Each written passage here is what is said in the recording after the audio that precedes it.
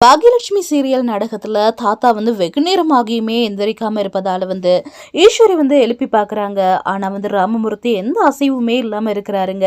இதனால ஷாக் ஆகி டாக்டரையுமே அழைத்து வராரு செல்லியன். மருத்துவர் தாத்தாவை செக் பண்ணிட்டு அனைவரையுமே வெளியில் அழைத்து பேசுறாரு. தாத்தா தவறி விட்டதாக சொல்றாருங்க.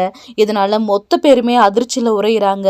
செல்வி பாவங்க ஒரு பக்கம் தலையில அடித்து கொண்டு ஐயா எங்களை விட்டு போயிட்டீங்களே அப்படிங்கிற மாதிரி கத்துறாங்க. செல்லியன் அப்பவுமே நம்பாம இன்னொரு தடவை பாருங்க சார் அப்படின்னு சொல்றாரு. நைட் எங்களோட ரொம்பவே சந்தோஷமா பேசினாரு அப்படிங்கிற மாதிரியும் சொல்றாரு. ஆனா டாக்டர் சொல்றாரு அவர் இறந்து போய் 4 மணி நேரம் ஆச்சு, தூக்கத்திலேயே உயிர் போயிருக்கும் அப்படிங்கிற மாதிரி சொல்லிடுறாரு. அதனை தொடர்ந்து அனைவருமே உள்ள போய் கத்தி அழ ஆரம்பிக்கிறாங்க. பாக்யாவுமே பாவங்க என்ன செய்யறதுன்னு சொல்லி தெரியாம அதிர்ச்சியில உறைந்து போயிருக்கிறாங்க. ஈஸ்வரி பாட்டியுமே அழுகவும் செய்யாம கத்தவும் செய்யாம பாவங்க அவங்க ஒரு பக்கம் சிலை மாதிரி இருக்கிறாங்க. தாத்தா பக்கத்திலேயே போயிட்டு உட்கார்ந்து இருக்கிறாங்க. அதை தொடர்ந்து தாத்தாவை பார்ப்பதற்காக வீட்டுக்கு ஆள் நிறைய பேர் குமிஞ்சிடுறாங்க. இதனிடையிலே வாக்கிங் போயிட்டு வரக்கூடிய கோபி என்ன நினைக்கிறார் அப்படின்னு சொன்னா, என்ன நம்ம வீட்டு முன்னாடி இவ்வளோ கூட்டம் இருக்கிறாங்களே அப்படின்னு சொல்லி அவரும் உள்ள வராரு.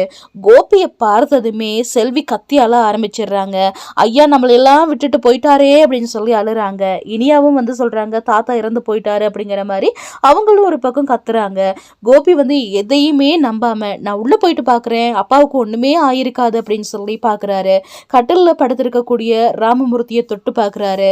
ஆனா அவருடைய கைகள் எல்லாமே அப்படியே சிலுசிலுப்பான நிலையில காணப்படுது. இல்ல அப்பா மயக்கத்துல தான் இருக்கிறாரு அப்படிங்கிற மாதிரி அவரும் தட்டி தட்டி எழுப்புறாரு. ஆனாலுமே கைகள் எல்லாம் சில்லுன்னு இருக்கிறத பார்த்துட்டு அச்சச்சோ என் அப்பாவுக்கு ஏதோ ஆயிடுச்சு அப்படின்னு சொல்லி அவருமே கத்தி அழுறாரு.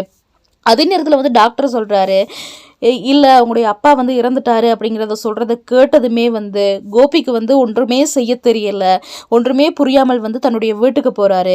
கோபி முகத்தை பார்த்ததுமே பதறி போகக்கூடிய ராதிகா என்னாச்சு அப்படின்னு சொல்லி கேட்குறா.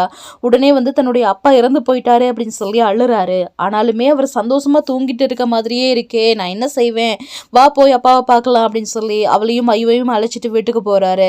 அங்கே போய் பார்த்து அப்பாவை எழுந்துறீங்கப்பா எழுந்துறீங்கப்பா அப்படின்னு சொல்லி அழுறாரு. ஆனாலுமே இந்த விஷயத்துல மொத்த குடும்பமுமே ரொம்ப சோகத்துல இருக்குதுங்க. இதை பார்க்கும்போது ரொம்ப கவலையாகவே இருக்குது. தொடர்ந்தும் என்ன நடக்குது அப்படின்னு சொல்லி பொறுத்திருந்து பார்க்கலாம். இந்த மாதிரி சினிமா செய்திகளை தொடர்ந்தும் தெரிந்து கொள்ளணுமா, மறக்காம ஷர்மி ஆஃபிஷியல் யூடியூப் சேனலை ஒரு சப்ஸ்கிரைப் மட்டும் பண்ணிடுங்க.